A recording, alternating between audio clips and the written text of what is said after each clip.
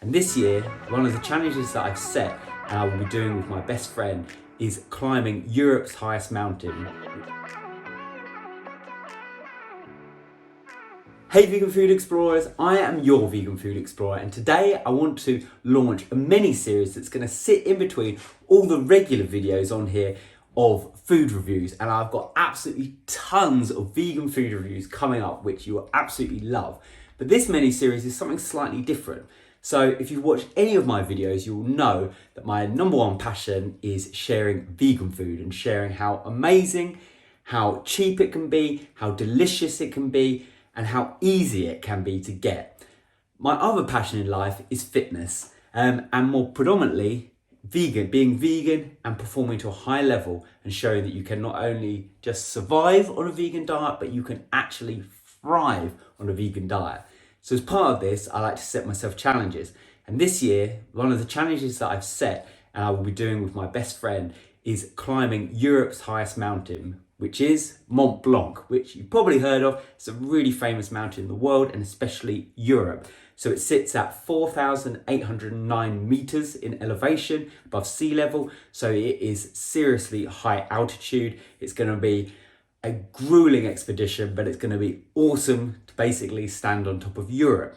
So this mini series, I want to dig deep to show how I'm approaching it as a vegan, because there's some really interesting benefits for people, even if you're not planning on climbing Mont Blanc or anything like that, or if you are, or even if you're going bigger. Hopefully there's going to be so much to take away from this, how I approach it as a vegan. So we're going to be digging deep into things such as the nutrition. So I'm going to be looking at my nutrition of what I'm going to eat in my training. How can I fuel a pretty big workload, which is already kicked off at the start of the year, but it's getting bigger in the lead up to the actual expedition. But we're going to be increasing our training. So what do I eat? What do I eat on the go? What am I eating at work to keep myself fueled and motivated throughout the training block? Then the food, actually, when we're there on the expedition, is so it's in we're going to be base camp in a region called Chamonix in France. So how am I going to be keeping myself fueled when we're there, especially being in France, which is not exactly famous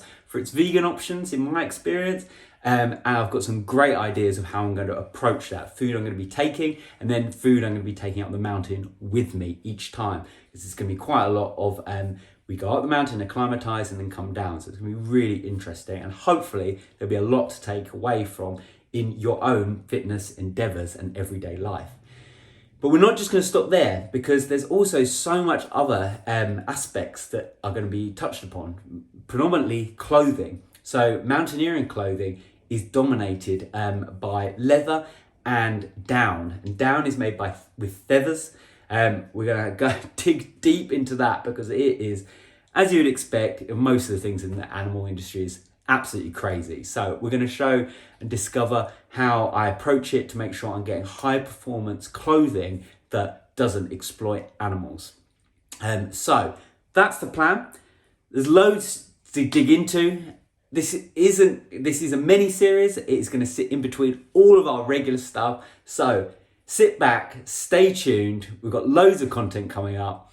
Let me know if you have climbed anything high altitude as well, or if you're doing some hardcore training, even if it's all relative. Let me know, because even if you're absolutely smashing what I'm doing, let me know. I would love to have some advice of great vegan endurance, high protein, high carbohydrate recovery foods. Let me know. Even if you're doing something completely different, it always helps. I'd love to know. So let me know down in the comments. This is the kickoff. Hope it keeps exciting for you. Like I said, even if you're not planning to climb Mont Blanc, or even if you're planning to do something even bigger, this mini series should be really helpful, and there should hopefully be some really interesting takeaways for everyday life. So thank you for watching. We've got loads more to come. And of course, we will see you in the next video.